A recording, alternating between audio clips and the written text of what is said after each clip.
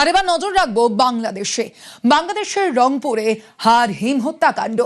একই পরিবারের 4 জনকে ঠান্ডা মাথায় খুনের ঘটনা। শনিবার রাতে বন্ধ বাড়ি থেকে উদ্ধার 4 দেহ। ছেলে, মেয়ে, স্ত্রী সহ অবসরপ্রাপ্ত শিক্ষক গণপতি চক্রবর্তীকে খুন। হারহিম হত্যাকাণ্ডে কিনারা বাংলাদেশ পুলিশের। সপরিবারের শিক্ষক খুনে ধৃত মুগ্ধ দাস ও সিদ্ধার্থ দাস। ধৃতদের জেরায় হারহিম তথ্য পুলিশের হাতে। বাড়ির ছাদে মাদকের আসর 2 পড়শি যুবকের।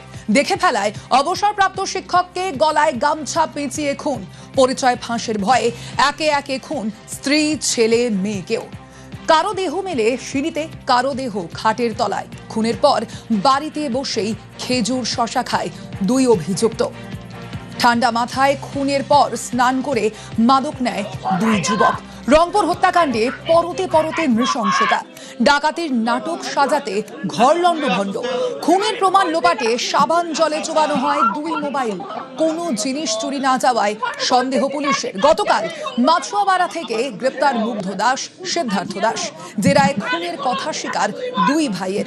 ঘটনার নৃশংসতার বর্ণনা দিতে গিয়ে কেঁদে ফেললেন পুলিশ কমিশনার।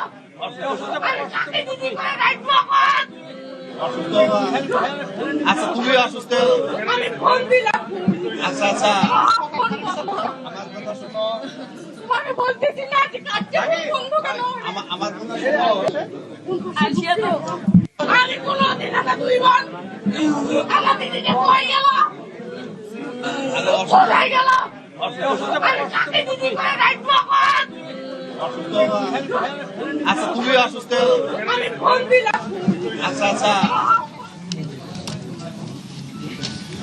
জেলা স্কুলের সাবেক শিক্ষক গণপতি চক্রবর্তী স্যারের স্ত্রী, স্যারের মেয়ে, 12 বছর বয়সী নিষ্পাপ শিশু প্রিয়ম, এই 4 জনের একটা নির্মম হত্যাকাণ্ড।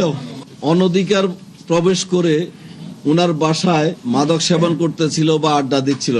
গণপতি স্যার এটা বাধা দেওয়ার কারণে সেই বখাটে যুবকরা পরিকল্পিতভাবে উনাকে খুন করে। খুনি 2 জনেই পেয়েছি, 2 জনেই অ্যারেস্ট হয়েছে।